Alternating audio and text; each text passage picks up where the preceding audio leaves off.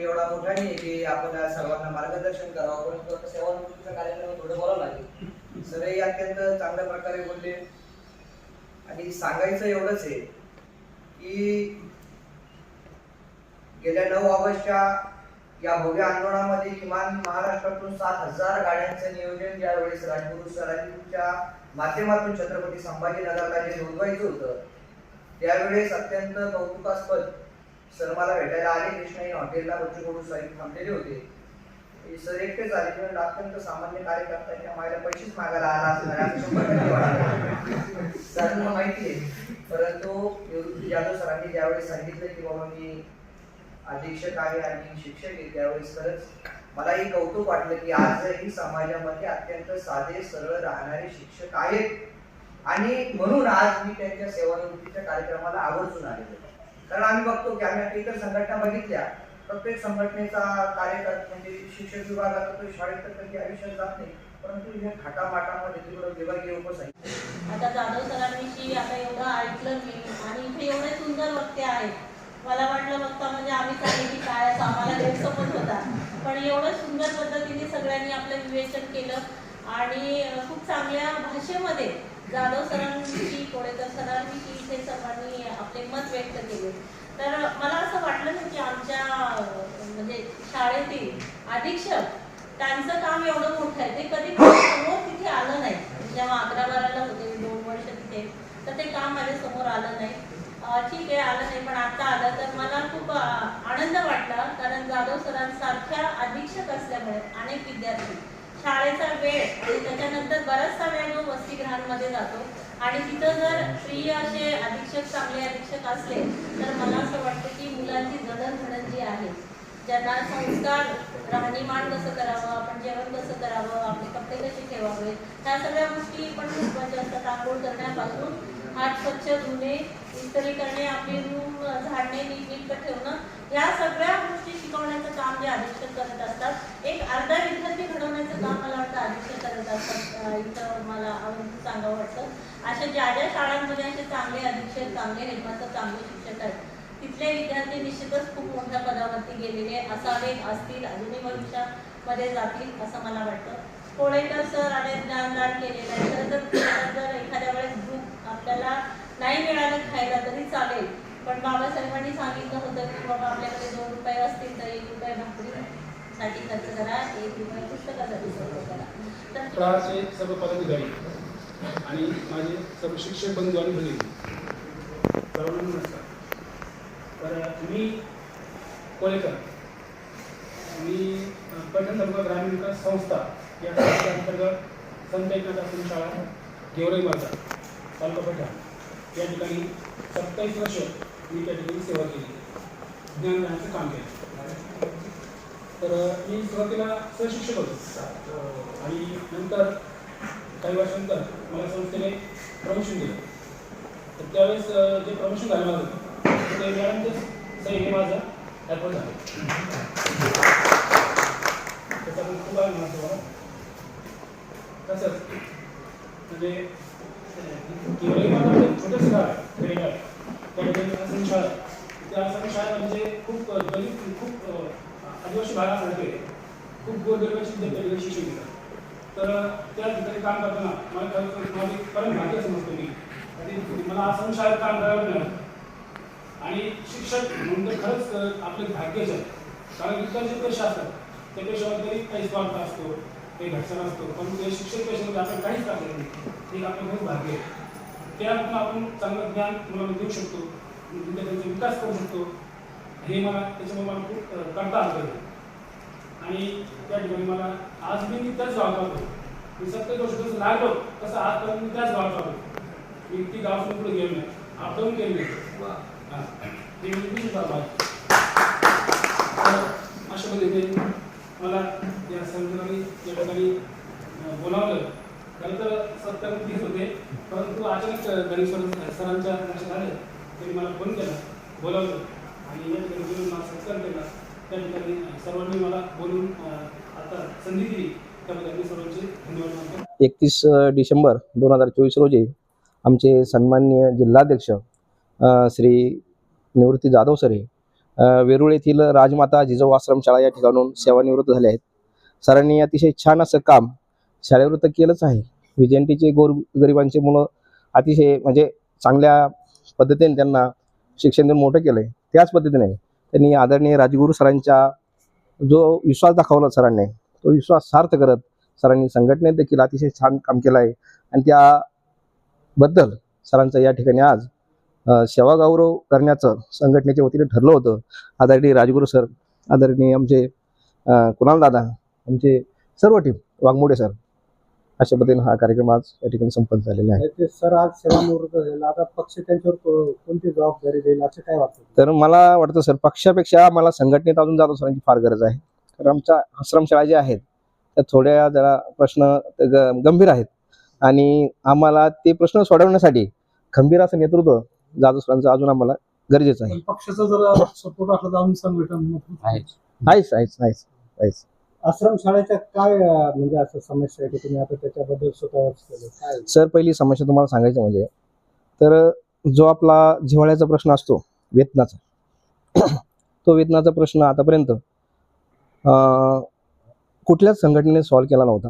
तो आमच्या संघटनेने, म्हणजे आमचे वेतन जे होते 6-6 महिने वर्षातून एकदा व्हायचे आणि हे कुठेतरी थांबावं या उद्देशाने, आणि इतर जे आहेत संस्थाचालकाचे काही कर्मचारी अन्याय होतात किंवा इतर खूप प्रश्न आहेत सर, तर तो सोडवण्यासाठी आम्ही ह्या संघटनेच्या माध्यमातून प्रयत्न करत आहे. शिक्षकेतर कर्मचारी संघटना, खरं तर हे संघटन आम्ही कर्मचाऱ्यांपेक्षा सामाजिक बांधिलकी काम करण्याचं संघटन आहे. आदरणीय बच्चूभाऊ कडू यांच्या नेतृत्वामध्ये सामाजिक बांधिलकी बांधत हे संघटन आम्ही कर्मचाऱ्यांसह विद्यार्थी सामाजिक बांधिलकी जोपासत करत आहोत. आजच्या या कार्यक्रमामध्ये आम्ही आमच्या संघटनेचे जिल्हा अध्यक्ष जाधव सर यांना, निवृत्ती जाधव यांना आम्ही सेंडऑफ दिलेला आहे, निरोप दिलेला आहे.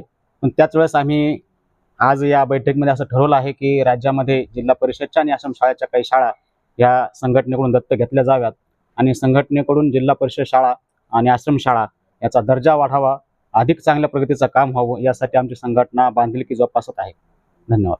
सर, तुम्ही आता भाषणामध्ये सांगितलं की आता सरांनी शिक्षक संघटनेमध्ये काम केलं, आता त्यांनी पक्षाच्या पातळीवर काम करावं, काय वाटतंय तुम्हाला? नाही, आमची कसं आहे माहिती आहे का, मुळामध्ये आमच्या संघटनेशी काम करत असताना त्यांची बांधिलकी ही जास्तीत जास्त शिक्षकांशी किंवा विद्यार्थ्यांची असेल, परंतु जर आणखी सामान्य जनतेचं काम करायचं असेल तर त्यांनी पक्षाचं काम करावं अशी आमची एक अपेक्षा असू शकते.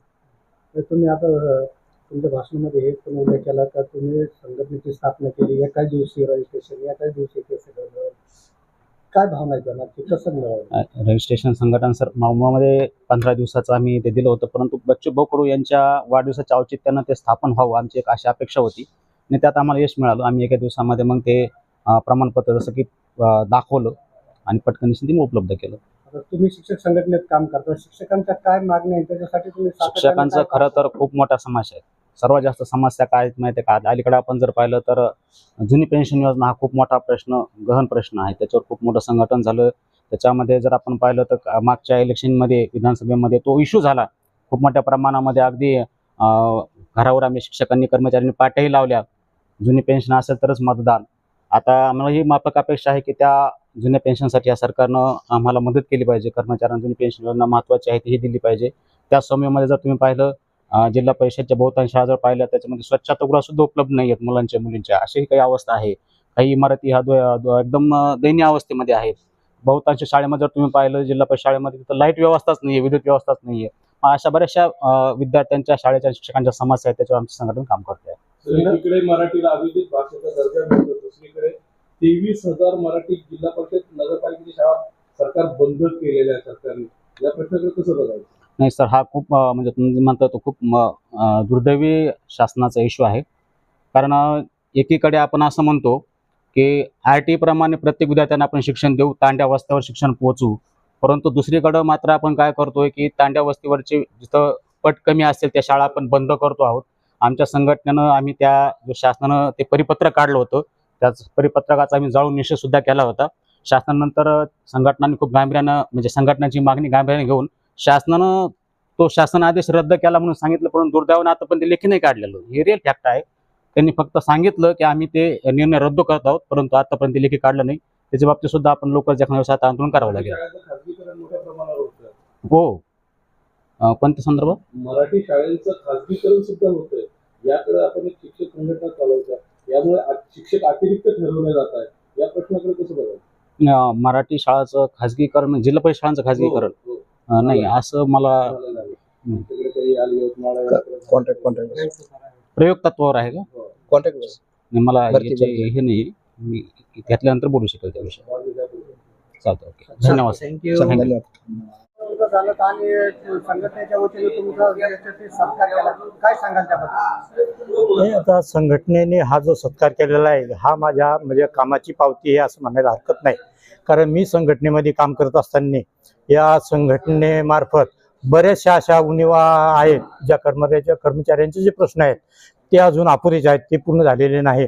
उदाहरणार्थ आश्रम शाळेच्या शिक्षकांचे विशेष म्हणजे अधीक्षकांचे, वसतिगृह कर्मचाऱ्यांचे असे प्रश्न आहेत काही, किंवा आदिवासी विभागाला आश्वासित प्रगती योजना लागू आहे पण या म्हणजे इतर मागास बहुजन कल्याण विभागाला ते अजून लागू नाही, त्याचा आम्ही आजपर्यंत पाठपुरावा केलेला आहे. बऱ्याचशा अधीक्षकांना घर भाडे भत्ता हा काहींना मिळतोय, काहींना मिळत नाही, त्याचा पाठपुरावा चालू आहे. आणि विशेष म्हणजे जवळजवळ 50% असे अधीक्षक आहेत की त्यांना 42 सेवेची वेतन श्रेणी लागू झालेली आहे, पण 50% लोक त्यापासून वंचित आहेत. त्याचा आम्ही आतापर्यंत मंत्रिमंडळ स्तरावर पाठपुरावा केलेला आहे. आता तुम्ही शिक्षक संघटनेत कार्यरत आहात, आता पक्ष पातळीवर जर तुमच्यावर काही जबाबदारी दिली तर तुम्ही घेणार? हो, कारण मी आतापर्यंत प्रहार संघटनेचं काम केलेलं आहे आणि माझं ते रुटीन आहे, त्याच्यामुळं ह्या गोष्टी करण्यात मला आवड आहे.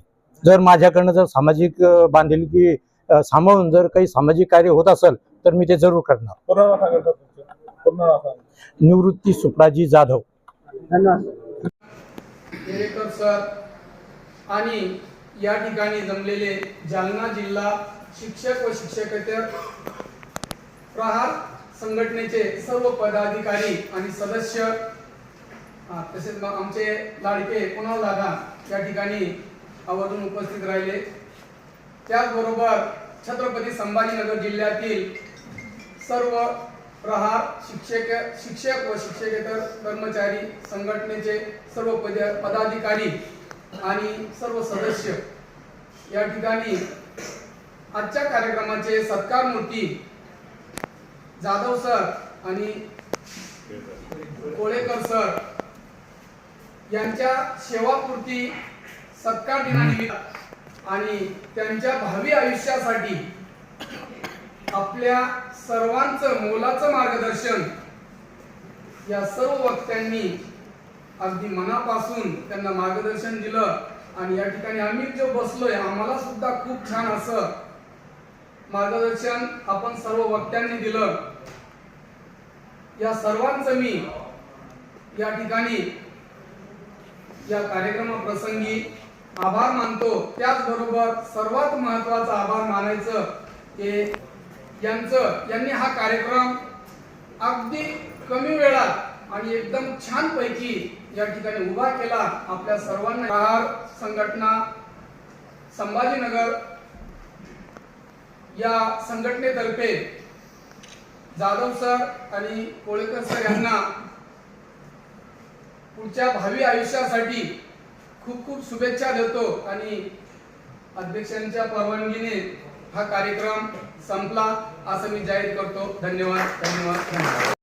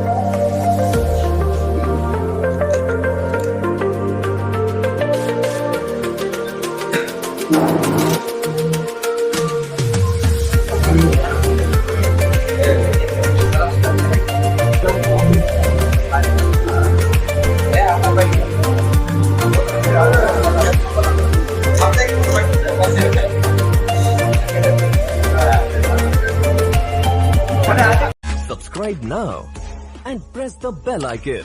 Never miss an update.